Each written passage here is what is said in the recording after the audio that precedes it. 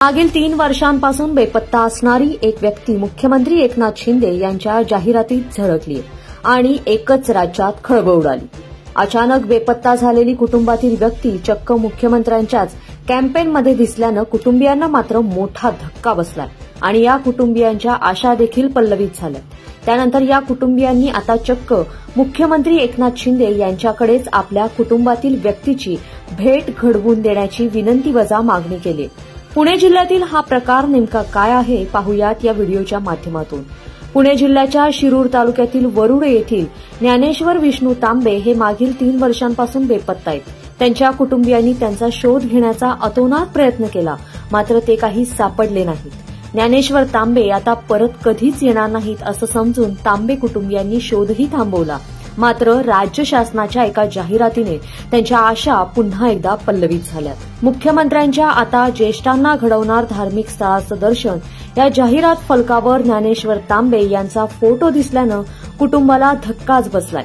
त्यामुळे आता मुख्यमंत्र्यांनीच ज्ञानेश्वर तांबे यांची भेट घडवून द्यावी अशी मागणी त्यांच्या कुटुंबियांनी केली आहे। गेले 2-2.5 वर्षापासून माझे वडील श्री ज्ञानेश्वर विष्णू तांबे हे घरातून बेपत्ता असून त्यांचा आम्ही सर्व ठिकाणी पै पाहुण्यांकडे शोध घेतला असता आसपासच्या परिसरामध्ये त्यांना आम्ही सर्व शोधत होतो, परंतु कुठेही ते आम्हाला भेटून आले नाही।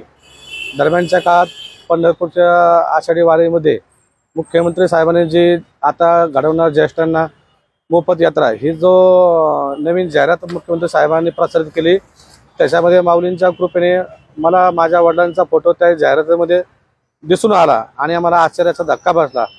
शासनाने ही जी काही योजना ज्येष्ठ लोकांसाठी आणलेली आहे त्याच्यामध्ये मलाही शासनाकडून ही अपेक्षा आहे की गेली 2-2.5 वर्ष ज्या वडिलांचा मी शोध घेत आहे त्या वडिलांचा शोध घेऊन मुख्यमंत्री साहेबांनी संबंधित मंत्री महोदयांनी त्यांचा शोध घेऊन मलाही माझ्या वडिलांचं दर्शन द्यावे ही शासनाला माझी हात जोडून विनंती। दरम्यान हा संपूर्ण प्रकार उघडकीस आल्यानंतर विरोधकांनीही सरकारवर तोंड सुख घेण्याची संधी सोडली नाही। शिवसेना नेत्या सुषमा अंधारे यांनी तर या संपूर्ण प्रकरणावरून सरकारचे वाभाडे काढले। स्वतःच्या जाहिरातीसाठी सरकार इतरांच्या भावनांसाठी का खेळते असा सवालच त्यांनी उपस्थित केला।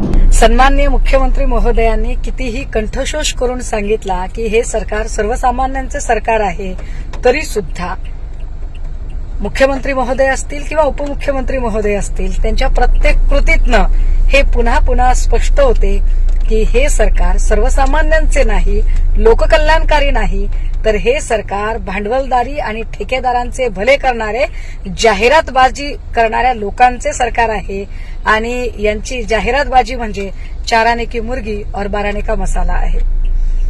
वारकऱ्यांच्या संबंधाने जी आता पर्यटन योजना फार डेस्परेटली जाहीर केली त्यामध्ये वारकऱ्यांचं भलं करण्यापेक्षा सुद्धा स्वतःची पाठ थोपटून घेण्याचा इतका सोस सरकारला झाला की त्या घाईघाईमध्ये सरकारने जाहिरात करताना पुण्यातल्या शिरूरमधले ज्ञानेश्वर तांबे नावाच्या एका बेपत्ता झालेल्या वारकऱ्यांचा फोटो आपल्या जाहिरातीवर छापला आणि 3 वर्षापासून जे तांबे कुटुंबीय या ज्ञानेश्वर माऊलींना शोधत होते त्यांना अचानक असं वाटायला लागलं की आपला माणूस काय इकडे मुख्यमंत्र्यांच्या कार्यालयात आहे का। जेव्हा आता ज्ञानेश्वर तांबे यांचे चिरंजीव भरत तांबेंनी तक्रार केली त्यावेळेला ही गोष्ट कळते की सरकार काय पद्धतीने स्वतःच्या जाहिरातीसाठी इतरांच्या भावनांशी खेळण्याचा प्रयत्न करतं, यावरून पुन्हा पुन्हा स्पष्ट होते की सरकारला लोकांशी देणं घेणं नाही, तर सरकारला फक्त आणि फक्त आपल्या मतांचं राजकारण करण्याशी घेणं देणं आहे। खरं तर सरकार कोणतंही असो कोणत्याही योजनेचा लाभ लाभार्थ्यांना देण्याआधी त्याची जाहिरातबाजी करते।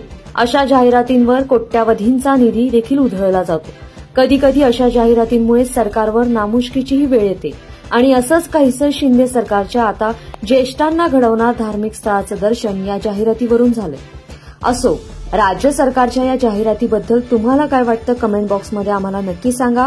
राज्यातील महत्त्वाच्या घडामोडी जाणून घेण्यासाठी लोकमत.com पाहत राहा। पुण्याहून किरण शिंदे यांचा हा रिपोर्ट।